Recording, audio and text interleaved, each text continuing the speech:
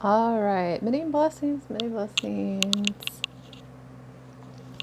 Hi guys. Okay, so I've been wanting to do this for a while. I just thought it would be fun to get some messages out intuitively from different books that I have here that I just got out. And so when I first started doing cards and stuff like that, I also use books.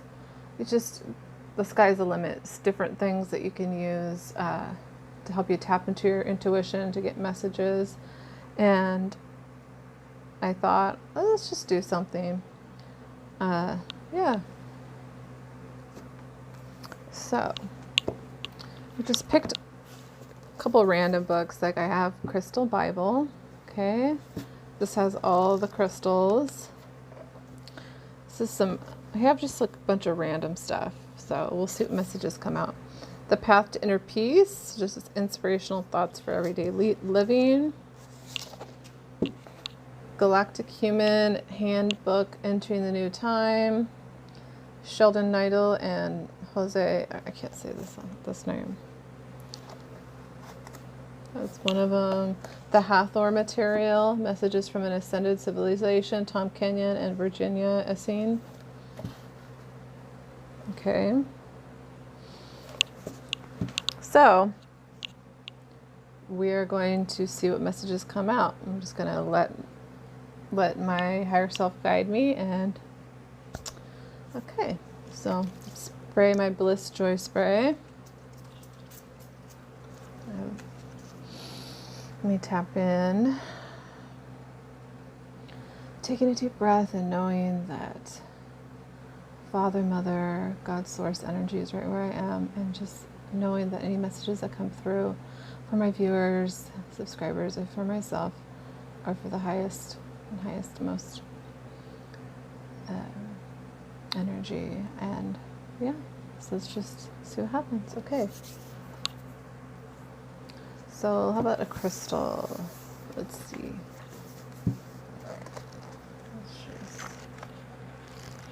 Pick a crystal. Let's see what crystal comes out.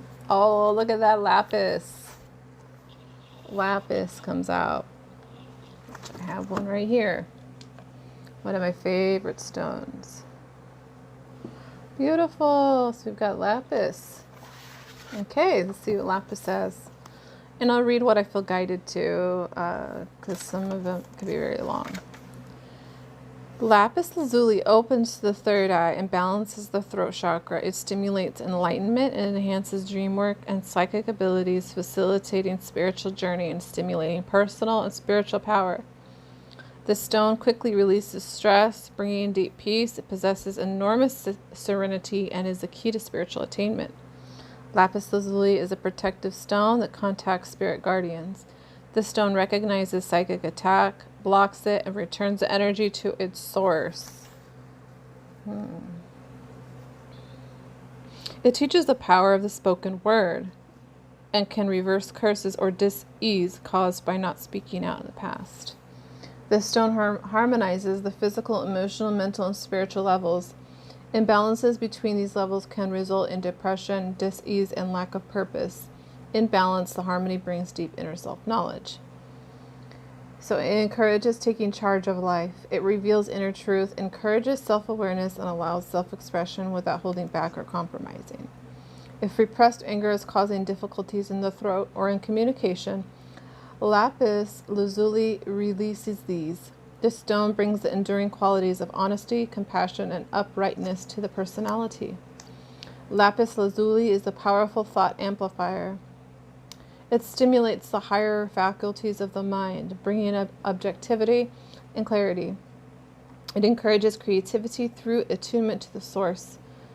It helps you to confront truth wherever you find it and to accept what it teaches. It aids in expressing your own opinions and harmonizes conflict. It teaches the value of active listening.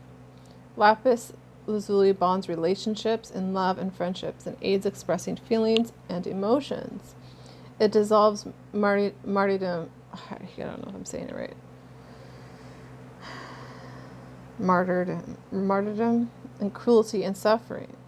As a gem essence, it dissolves emotional bondage, healing, alleviates pain, especially that of migraine, depression, respiratory, nervous system, throat, thyroid, cleanses organs, bone marrow, thymus, and the immune system. Lapis lazuli overcomes hearing loss, purifies blood, and boosts the immune system. It alleviates insomnia and vertigo and lowers blood pressure. Oh, that's interesting. So wear or place at the throat or third eye. Yes. I know for lapis, definitely, I feel like very spiritual stone. I always felt it was connected to the third eye, but the throat chakra, this is talking a lot about the throat. So, lapis lazuli should be positioned above the diaphragm, anywhere between the sternum and the top of the head.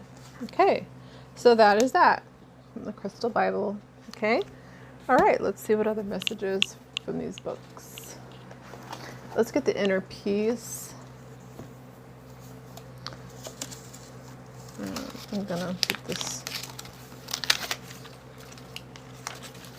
take a couple, I don't need these things on.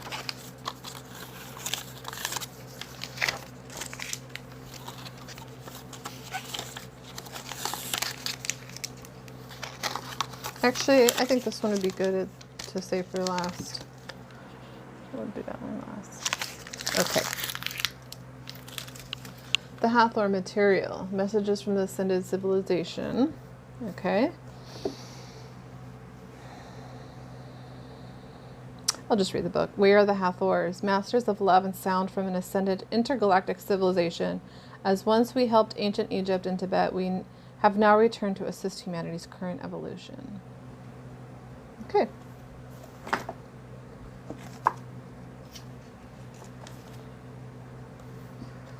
All right, so guide me to the perfect message for today, Spirit. Okay. Ooh, interesting. I went right to this page. You see the diagram? It shows the earth, body. I'd have to read. I can't read backwards, but I turned to this page. So this is a self-mastery exercise, number 4. The diagram here that's showing is balancing emotional energies by connecting heaven to earth through the pranic tube. Ooh, yes.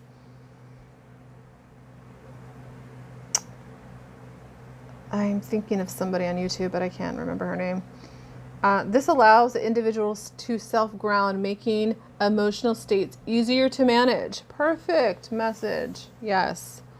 So, let's just read the exercise, because we were guided here for a reason. In this exercise, imagine a tube of light and energy conduits extending down through the center of your body all the way to the center of the earth. This is where you are connected, so to speak. Now in your imagination, allow that tube of light to move upward above the head as far into space as is appropriate for you at this time. Some of you will experience the pranic tube going only a short distance above the head, and some of you may experience it going into other dimensions of the universe. Whatever way and however far it goes above the head does not matter. The distance will be appropriate for you at this time.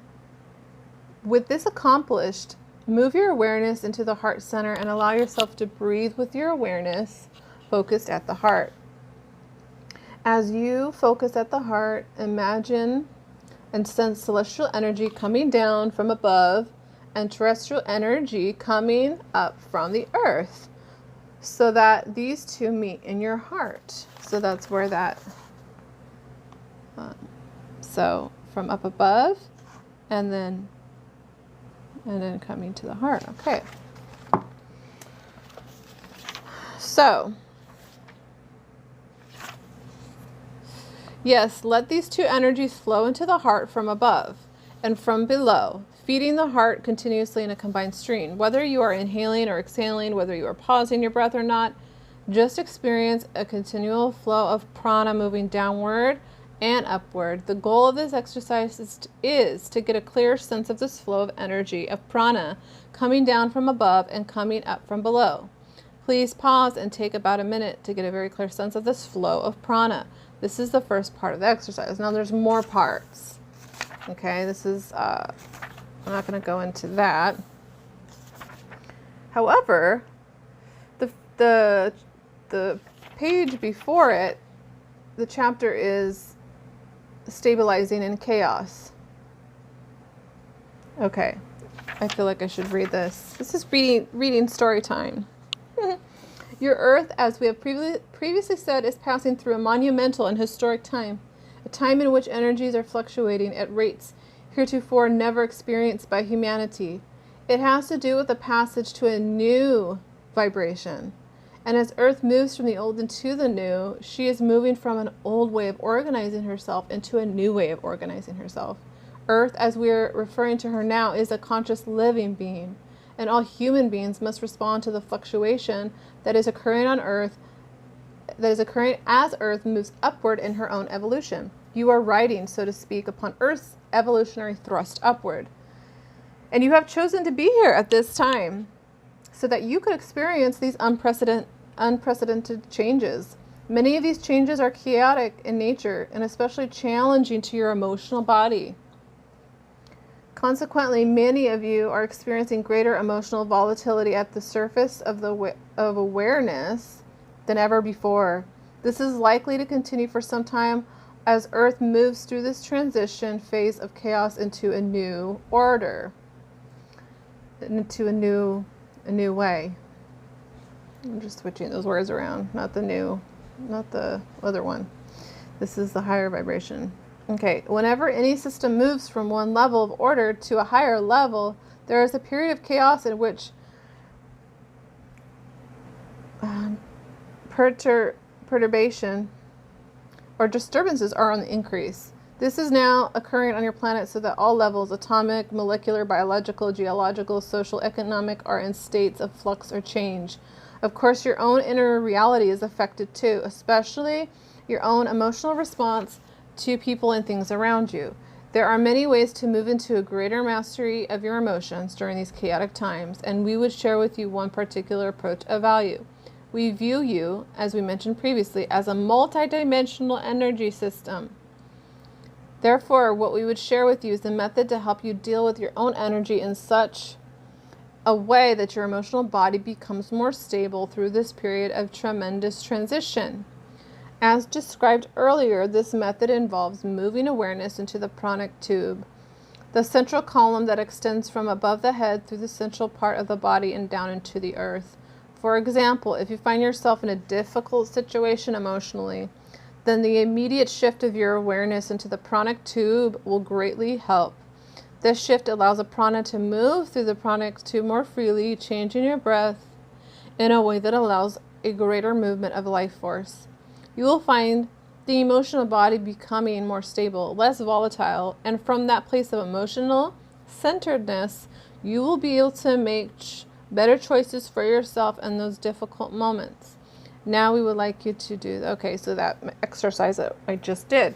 So that is the chapter of stabilizing in chaos, which, yes, very relevant to what's going on. So that's that. This is the book.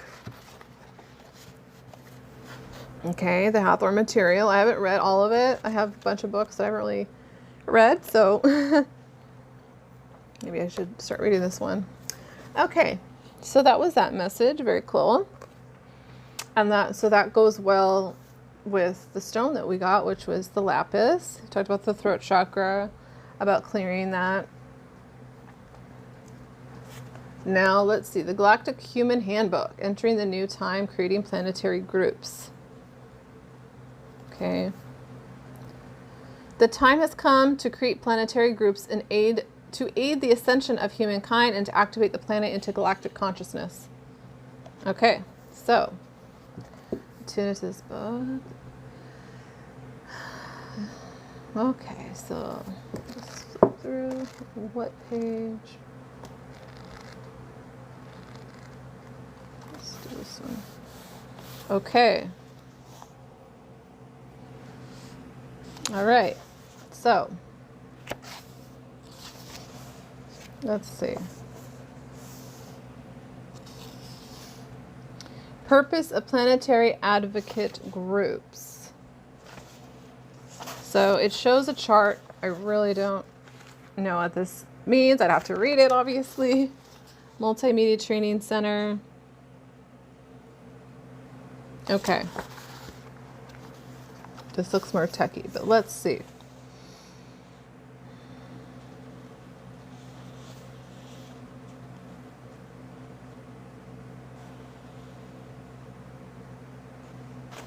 I feel like I'd have to go to the page before.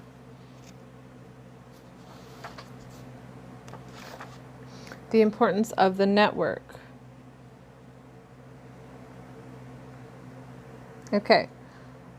The importance of the network. The pivotal role of the calendar and the need to learn how to use our galactic time system emphasizes an important point in our discussion, namely the need to see our groups as places for the disbursement of vital information about the changes in consciousness. In other words, the ascension transformational process.